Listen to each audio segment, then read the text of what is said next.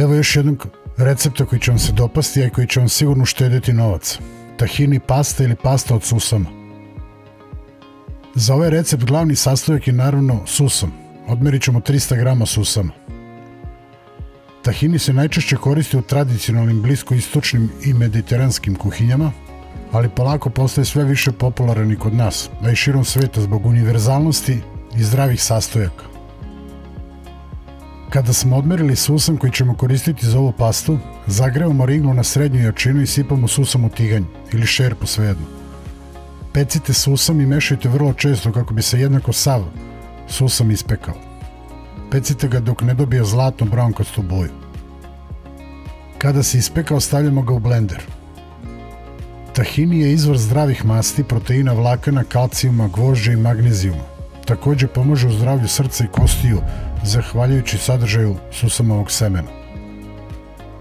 Njegova upotreba je baš široka, od upotrebe u receptima do mogućnosti da se jede samostalno uz hleba, voće kao namaz i tako dalje.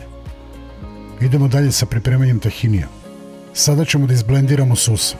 Otprilike kao i sa kikiriki puterom, melje se malo duže, otprilike u 3 faze, kada na kraju ispušta svoju masnoću i prelazi u kremasti sastav.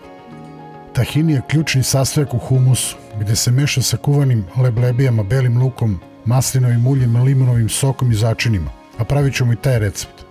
Mislim da je i to jeftinija varijanta od onog humusa u prodavnicama. Dok meljemo ovaj susam, dodat ćemo nekih 5-6 kašika maslinovog ulja i na taj način ćemo mu pojačati hranljivost i zdrav sastav, a i dobit ćemo još kremastiji izgled i sastav tahinija. Pred kraj mlevenja dodajemo malo soli. Nema potrebe mnogo soli dodati, možda onako na vrh kašičice samo. Kada ste zadovoljni gustinom tahini paste, možete je sipati u jednu teglu i uživati u prelepom ukusu susama, a naravno i zdravstvenim benefitima koje susam pruža. Napišite u komentaru da li vam se dopada recept, a i sama ideja da ono što možemo da napravimo sami nema potrebe da kupujemo i plaćamo duplo ili troduplo. Naravno, ono što mi napravimo vjerojatno ne može da stoji toliko dugo kao ove kupovne stvari, ali mislim da to nije problem, ako znamo šta smo unutra stavili i znamo da je zdravije. Nemojte zaboraviti da zapratite kanal i da lajkujete recept, a možda i da podelite recept sa vašim prijateljima. To će omogućiti da još neko vidi ovaj recept i da zaprati kanal.